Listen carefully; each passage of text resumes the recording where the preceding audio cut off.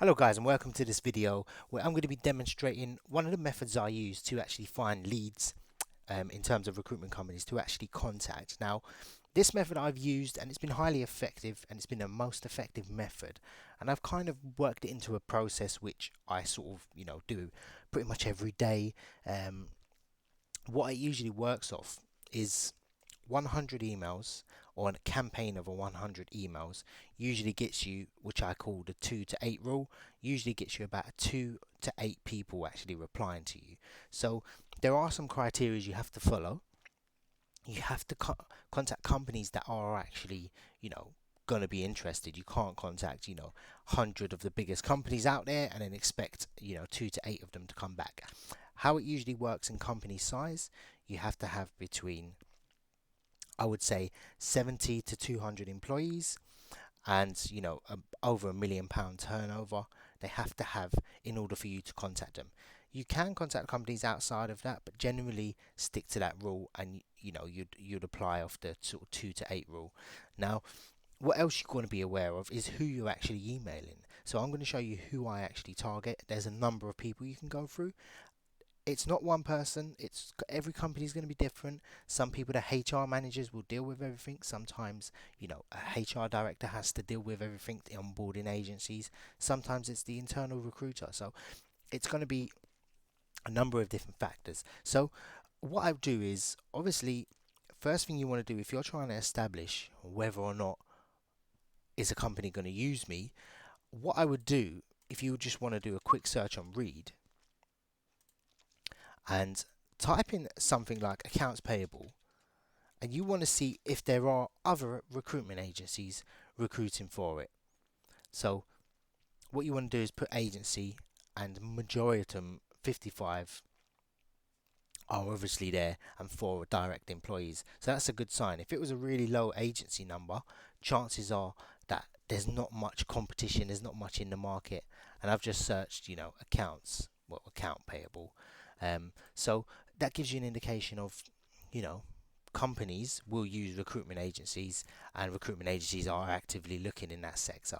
So that's the first thing you want to do. Obviously, if you go back to Indeed, is how we're going to source our leads for our companies. And what we're going to do is we're going to cross-reference through LinkedIn, check the company size, and we're also going to try and guess the email address of the person. So if I open up a text file here as well, and we're going to search accounts payable, or we'll search something more broad, so gas engineer. I don't know anything about this sector. I don't know if anything will come up. And what you want to do is go to advanced job search, exclude staffing agencies, so this will take out any recruitment agencies, and I usually just put dates as well, sort by date, so it gets the most recent positions up as well. So this is a very good, it's I would advise, if you're doing it around this, in the next month or so, definitely do that. So here's a company that we're looking at, TNA Building Services. With these sort of building services companies, I know they're pretty small, so we can have a little quick Google search of them. And no, they seem like, potentially it could be a company we could work with. Um, yeah, 16 employees, and we want to just click on the employee part and then see if there's anyone there that we can. Probably Ellie would be the best person to contact from there, I would guess, or John would probably be the best. So what you want to do is just grab John's email address. You can choose to connect with him on here, or you can grab his email address. So if we go back to their website, and we want to just grab John's email address. So what typically it is John at John dot surname, so first name dot surname at their website name. And sometimes I just Google it to check as well. Sometimes it doesn't, most of the time it doesn't come up. So with the email address, this is the most common. I would say about 95% of all email addresses will be like this, maybe about 80% depending on the sector. So chances are you're going to guess this email address. So if you grab 100 different email addresses, you're probably going to get most of them out at the same time. Most of them will go. So I will just schedule an email to John.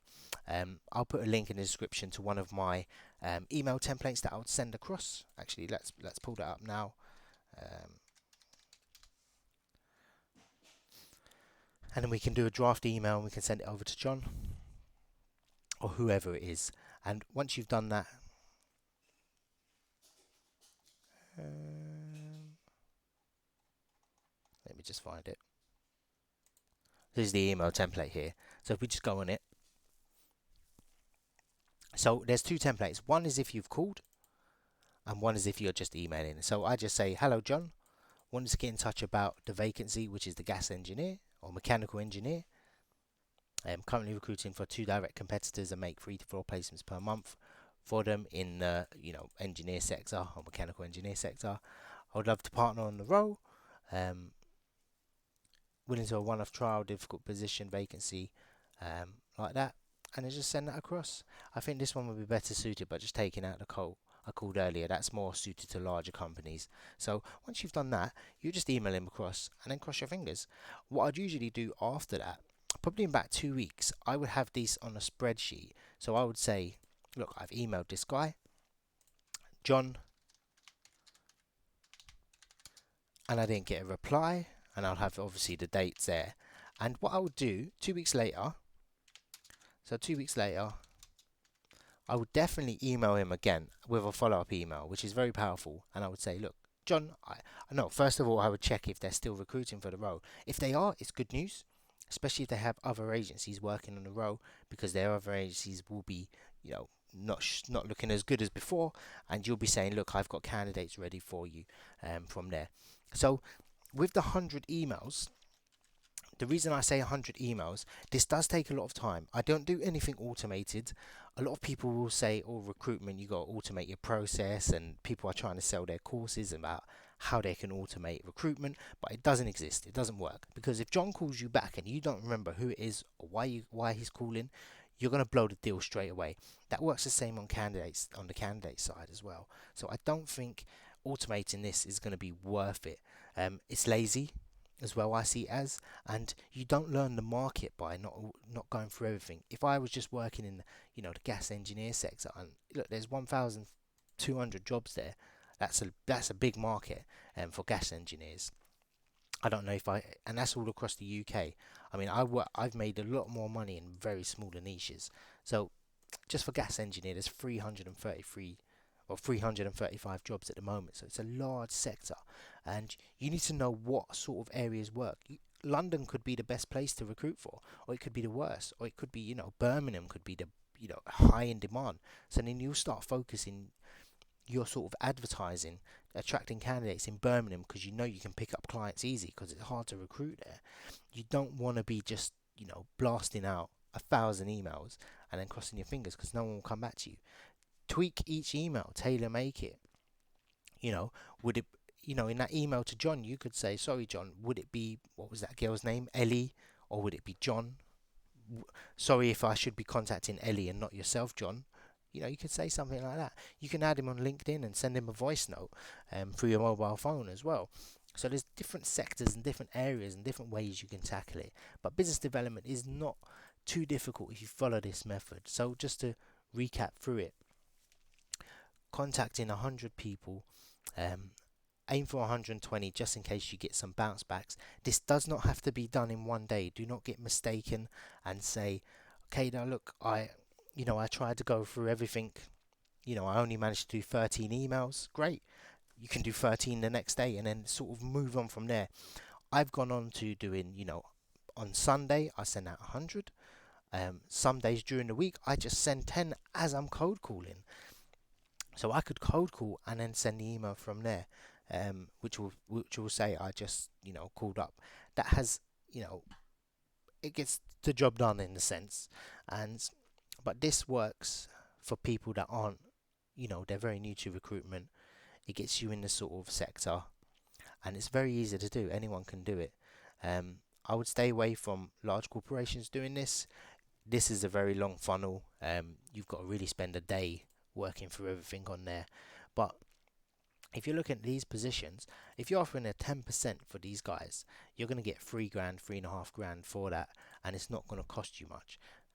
They're probably going to get the right candidate. I know these sort of sectors and these roles will be filled through direct applicants and a little bit of job searching. So yeah, hope this video helps. Hope I haven't rambled on too much.